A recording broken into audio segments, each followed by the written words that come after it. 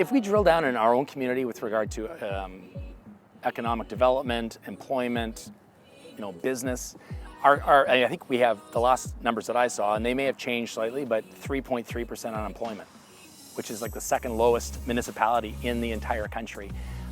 That's awesome. It puts stresses on other issues like housing, affordable housing, and things like that. But everybody's working, and everybody who wants to work, the reality is there's an opportunity for them to work. So that's good. Small business tax reform, there was some changes that were introduced. The rollout of that didn't go particularly well. The end solution was a lot better than the proposed one. The government was listening. I'm not sure that people felt that at certain times, but that's my responsibility, is to make sure that the government gets feedback from us, which I did very ably. And I'd like to take some credit for helping shift where we started to where we ended up. And at the end of the day, most small businesses, and I think the numbers are around 97%, will just see a reduction in small business tax from 11% to 9%. So that's good. Even the ones that maybe adversely feel that they aren't as good as they were prior to the changes, if you look at this from a different perspective, the people that work in these businesses, the people that have to support families and live in this beautiful place, but can be expensive. The policies, both social and economic, and small business tax is part of that. Those are really focused on that demographic, not exclusively, but a little more support went there. So, businesses can have employees, right? Employees can afford to live in Kelowna. And guess what? The businesses all benefit because the economy's rocking in our community.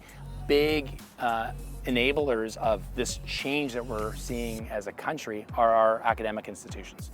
And there's been significant investment. So UBC's, they've seen $60 million in support from the federal government since the last election in both infrastructure and research. OC, which technically isn't in my riding, but I advocate for them a lot. They've seen $5 or $6 million, and they add big value to the Okanagan. So I care about them, and I do advocate for them. In general, small business is in a better place than it was. We need employees to be able to make it in 21st century Canada.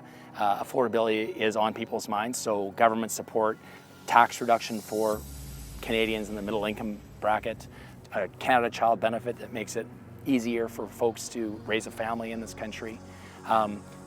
That's all good. And on the upside of that, for the people that are running the businesses, guess what?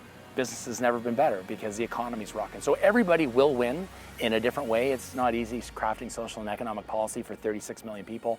All of them have opinions. They all matter. But at the end of the day, you do the best you can.